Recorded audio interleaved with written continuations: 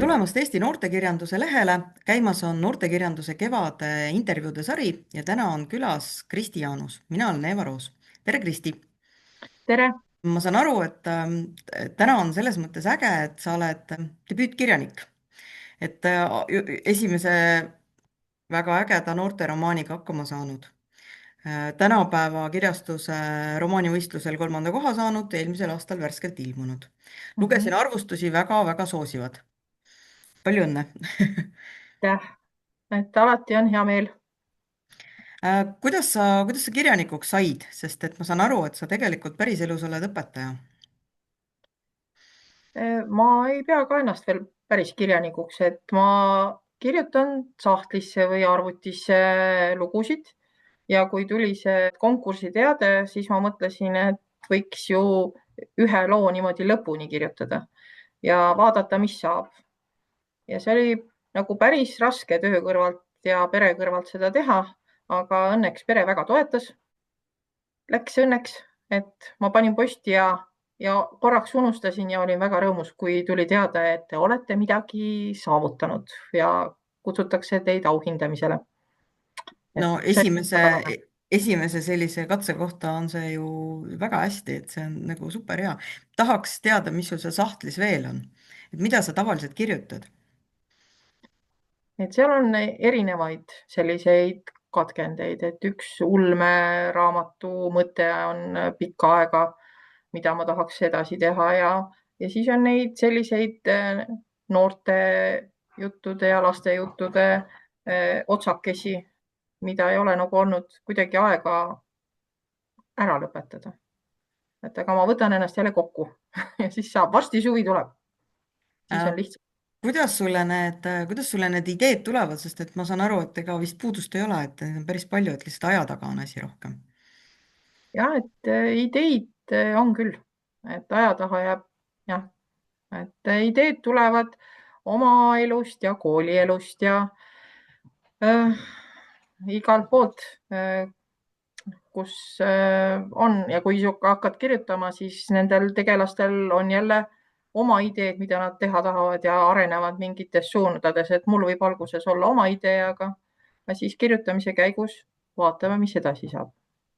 Ma saan aru, et sa oled tavaelus õpetaja, et kas sinu tegelased on õpilased klassist?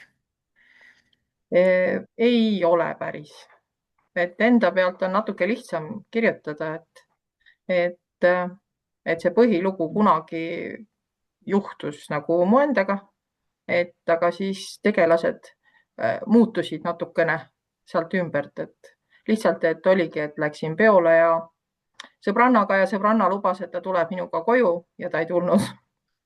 et need mõtted ja tunded olid sealt, aga siis pärast seda hakkasid tegelased oma elu elama.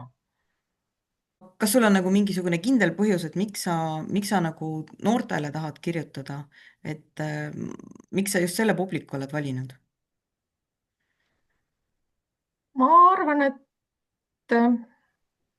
et noored on sellised vahetud ja neil ei ole minu suhtes võib-olla või no üldse raamatute suhtes nii selliseid kõrgeid ootusi võib-olla, et ma ei ole nagu mõelnud, et see lugu lihtsalt juhtus ka niimoodi, et ma võtsin noorteromaani võistlusest osa ja vaatasin, et see lugu nagu sobib.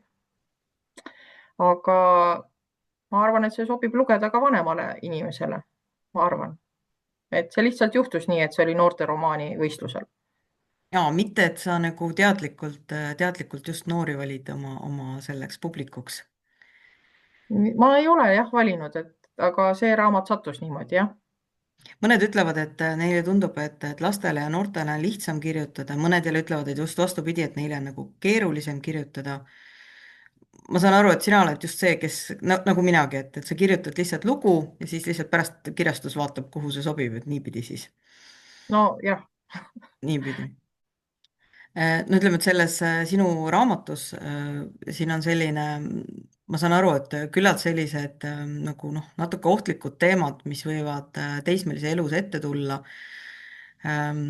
lipsavad ka läbi, et kas sa leiad, et noortekirjanduses peaks olema neid väga tõsiseid teemasid väga palju, sest et noortekirjandusel on natukene see maik juures, et kõik on hästi tõsised ja kogu aeg on igasugused väga rasked teemad, alkoholism ja narkootikumid ja igasugune kuritarvitamine ja vägivald, et kas sulle tundub, et see on nagu noortekirjanduse selline noh, põhisuund, et kas see on see, mida peaks siin hästi palju olema või mis sinu seisukoht on selles osas?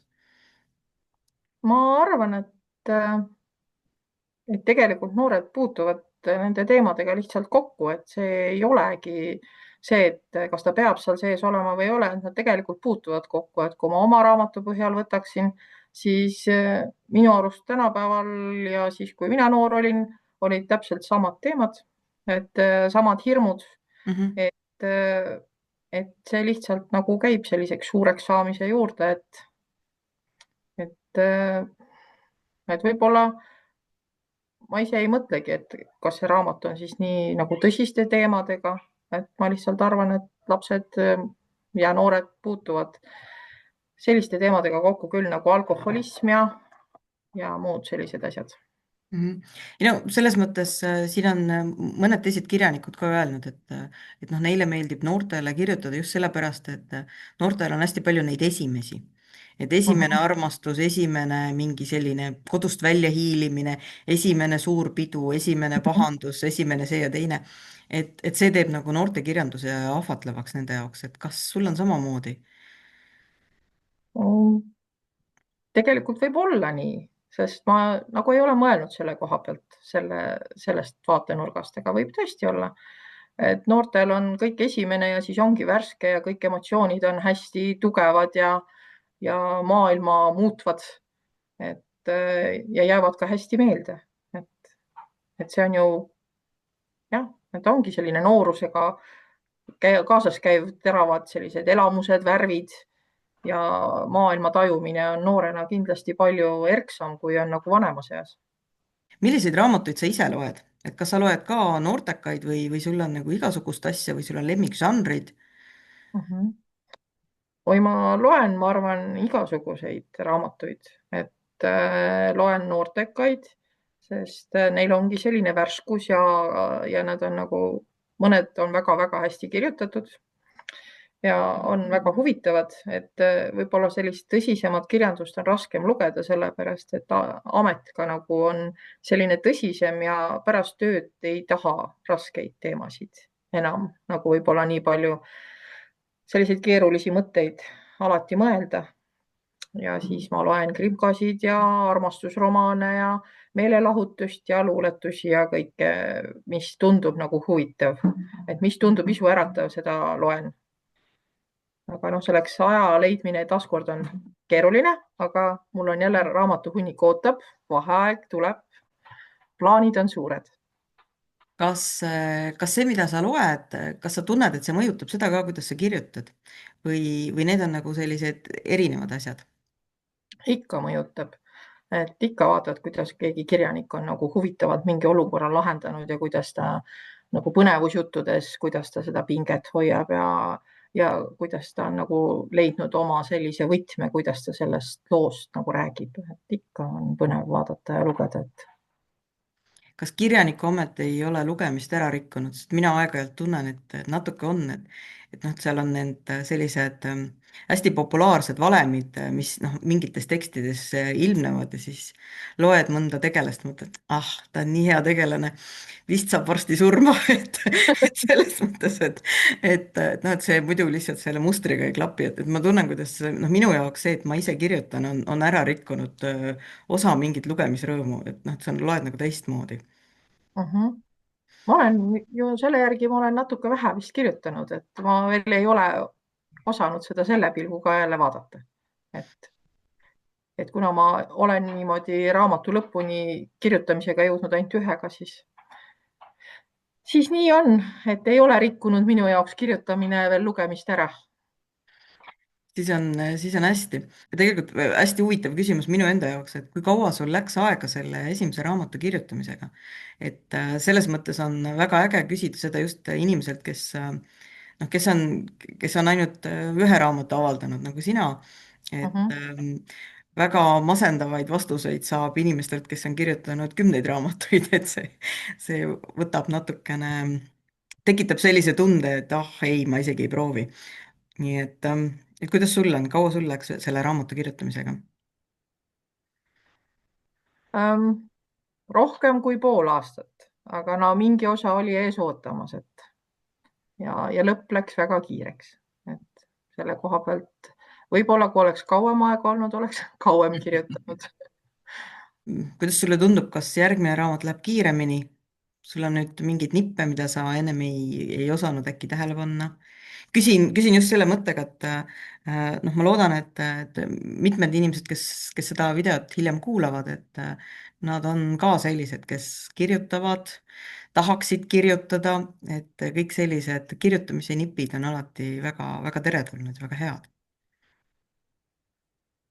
ma ei, ma arvan, et mul ei ole neid nippe veel, et ma hea meelega jagaksin, aga ma ütlen, et tähtaeg mõjutab küll seda, et sa pead mingiks ajaks midagi valmis tegema, et kui sa endale paned mingi tähtaja, siis see aitab oluliselt nagu jõuda sihile. et minu probleem ongi see, et ma kirjutan siis, kui mul on tuju ja siis jääb pooleli mõneks ajaks, siis jälle vaatad üle ja siis, kui sa nagu seda kirjutatud üle loed, siis teed seda natuke ümber ja kirjutad jälle natukene edasi. aga noh, niimoodi sa jäädki nagu kirjutama, aga ei jõua nagu sinna, kuhu sa oled alguses mõelnud ja mõnikord see lugu ka tee peal muutub. ja siis, kui on tähtaeg, siis sa pead ikkagi enda jaoks läbi mõtlema, et kuidas. sul on selles raamatus põhimõtteliselt, ma saan aru, et kolm peategelast, et need kaks tüdrukut ja siis Mhm. salapärane meeshääl lisaks Ja. veel. kuidas sulle tundub, kas naisena naist kirjutada on lihtsam või ütleme, noh, kui sul on nüüd praegu noh, vanusevahe, eks ole, sina ei ole 15, et kas nooremat inimest on lihtsam või keerulisem kirjutada ja kuidas sulle paistab? ma ei ole nagu kunagi aru saanud sellest, et kui palju siis see vanem inimene mõtleb teistmoodi kui noorem inimene. et mulle tundub, et inimene tegelikult mingist hetkest ongi oma selle mõttemaailmaga, et võib-olla tal tuleb kogemusi juurde, aga ta tegelikult ei muutu. et tal mingi see mõttemaailm ja meeldimised ikkagi jäävad samaks. et võib-olla ongi see, et jah, et siis, kui sa oled noorem, siis kõik on värskem ja ilusam, aga tegelikult inimesena ma arvan, et oled ikka seesama. et selle koha pealt ma seda vanuselist, seda ei oska öelda. ja noh, ütleme, et kui ma meest kirjutasin, siis ma kirjutasin teda ikkagi kõrvalt. et kui tüdrukud jutustavad nagu enda eest, siis see meest ma kirjeldan nagu rohkem kõrvalt, et nagu tema on nagu selline tegelane, keda keegi nagu vaatab eemalt. Mhm. et tüdrukud saavad oma emotsioone rohkem ja saavad rohkem sõna. nii et ma praegu ei ole trüginud sinna meeste mõttemaailma. et ma ei tea ju päris täpselt, mis nad siis mõtlevad. ega keegi vist ei tea, et selles vist mõttes, ei tea, nad kuigi on ma saan sellised aru, et salapärased. naiste kohta öeldakse rohkem, et nad on keerulisemad, et selles mõttes. Mhm. Aga jah, vanuse kohta jah, ma olen nõus, et ma ka pean tihti möönma, et mind peetakse minu vanuse tõttu väga sageli täiskasvanuks. et pole, pole päris see, et tegelikult ma iseenda sees olen ikkagi kogu aeg mina. et, Mhm. et selles mõttes see nagu väga palju ei muutu. noh, justkui. Mhm. Mis sul järgmised plaanid on, kas sul on mõned mingisugused sellised hästi südamelähedased teemad, mida sa tahaksid veel raamatuteks kirjutada? või sa oled niimoodi, et võtad siit ja sealt, et kuidas mõttelend parasjagu tuleb? Äh, mul on mingid ideed, mis mul on südamelähedased ja siis need ideed ja lood tahaks küll lõpuni kirjutada, et ja siis on nagu need, kes on lugenud, on küsinud, et aga mis edasi saab. et see, et nad tahaksid nagu need lugejad tahavad teada, mis edasi saab. et see tuli nagu minu jaoks nagu üllatusena. et siis ma olen mõelnud, et aga mis nendest Emilist ja Kättinist siis saab edasi. et siis ma olen seda mõtet ka mõelnud, aga siis ma vaatan, et kuidas sellel raamatul läheb, et kas neil on mõtet järgmist lugu mõelda sinna juurde. no seal on nädalapäevi on ju veel, selles mõttes mitte ainult Raju reede, vaid ma ei tea, lahe laupäev ja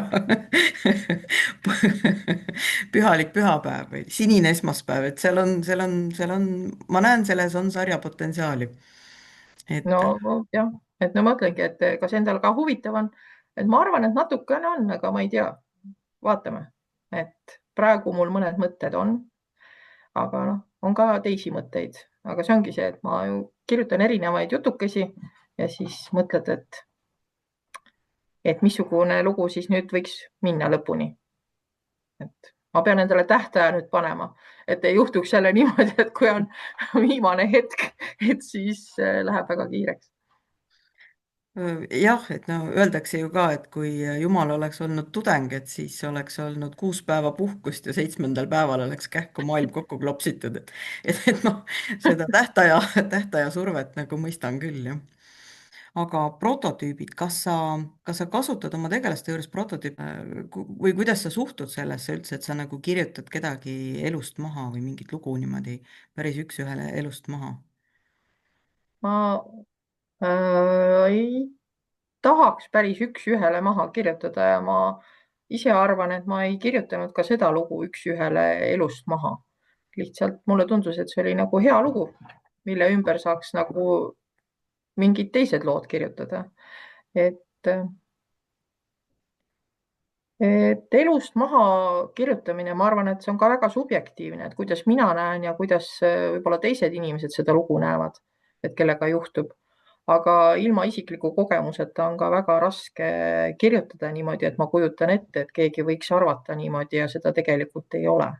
et peab ikkagi ju mingisugune isiklik kogemus olema või isiklik selline mõte, et kuidas see päriselt on või oled kellegagi kokku puutunud, kellega see juhtunud on ja siis sa vaatad, et millised mõtted ja tunded tal sellega seoses olid, et sinna peale annab ehitada ja mõelda, et kuidas see võiks olla. nojah, see on, tundub nagu selline väga loogiline, et noh, et ütleme, et tõesti, et sa ei pane, no et see ei ole autobiograafia, aga mingisugune alge või kild peab olema, või et sa võtad oma mingi kogemuse, lööd ta tükkideks või lööd sealt mõned ebasobivad tükid küljest ära ja kasutad seda baasina, et see kõlab nagu selline juba nagu hea nõuanne, et kuidas lugusid saab. Mhm. Tahtsin küsida žanrite kohta, et sa kogu aeg ütled, et sa kirjutad jutukesi, et kas sa pigem oled selliste lühijuttude kirjutaja, noh, sul on seda võib-olla raske öelda, aga mis sulle nagu tundub, et kas seda pikka lugu on, romaani on raskem kirjutada kui lühikest lugu? Mhm. ma arvan küll, et seda pikka lugu on natukene raskem kirjutada.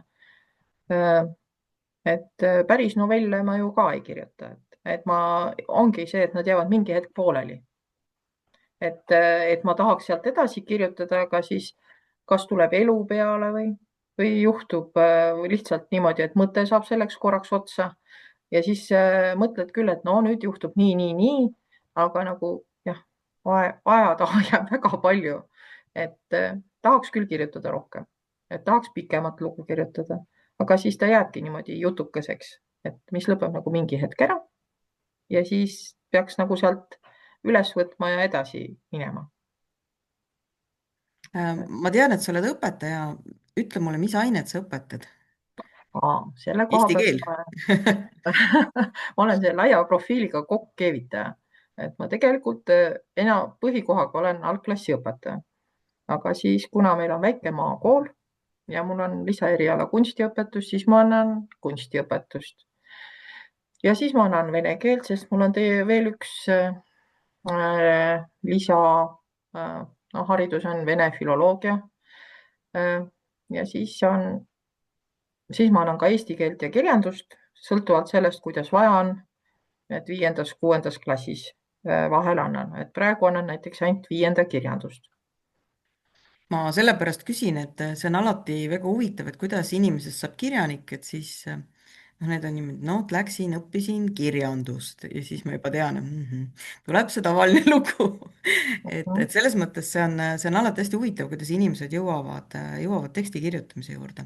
sest ma saan aru, et see, et sa nüüd alles avaldasid esimese asja, esimese raamatu, Mhm. et see tegelikult ei tähenda, et sa alles nüüd hakkasid kirjutama, et see on midagi, mida sa oled alati teinud. jah, et see on küll jah, et mulle tundus see juba lapsena väga põnev, et ma kirjutasin ka oma vanematele nagu kingituseks raamatu näiteks sellise, siis kui ma olin väga vaimustatud seiklusjutte maalt ja merelt sarjast, siis ma tegin ühe indiaani raamatu ja ma olin väga rahul endaga.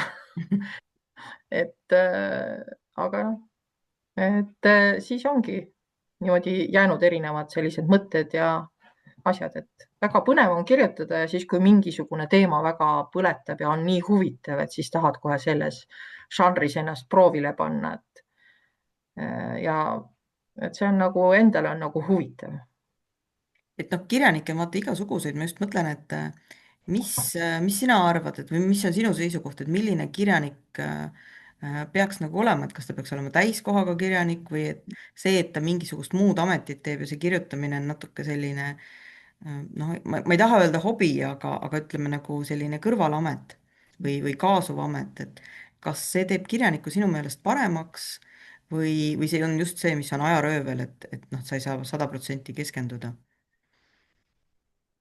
no ütleme, et muidugi oleks ju tore, kui saaks olla täiskohaga kirjanik ja ma arvan, et need, kes on täiskohaga kirjanikud, nendel ongi väga tore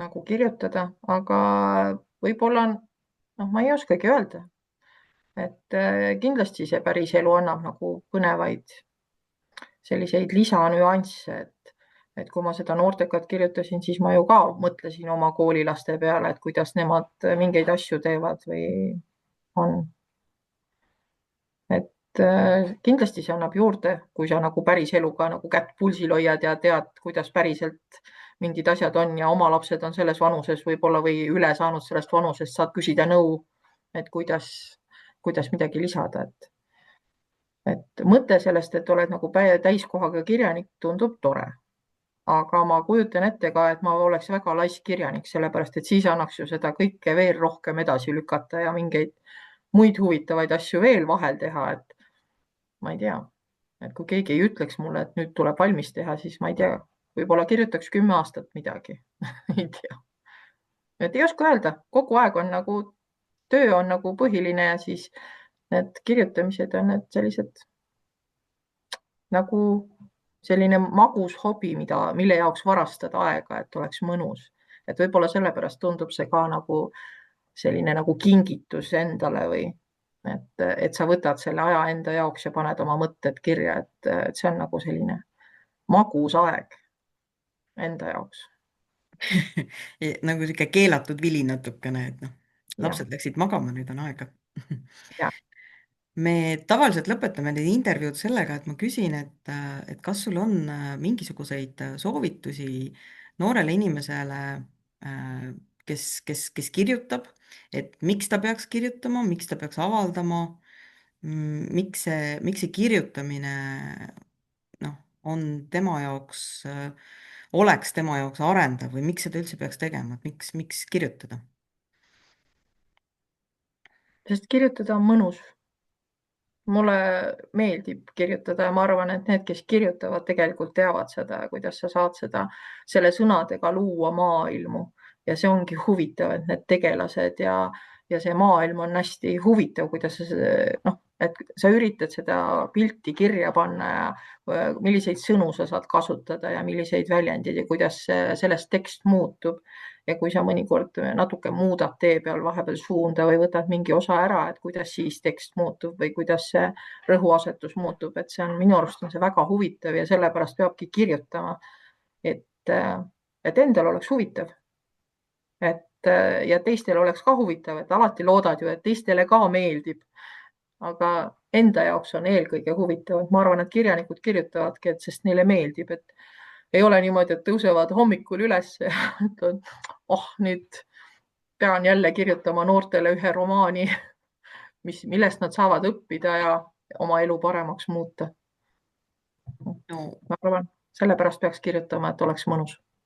ähm, see on väga hea nõuanne, sest et ma vaatasin su raamatu arvustusi, ma saan aru, et lugejad on sinuga nõus et nad tõeliselt naudivad seda, sest kui kirjanikul on mõnus kirjutada, siis see paistab ka tekstist välja. aga aitäh sulle ja nägemist! nägemist!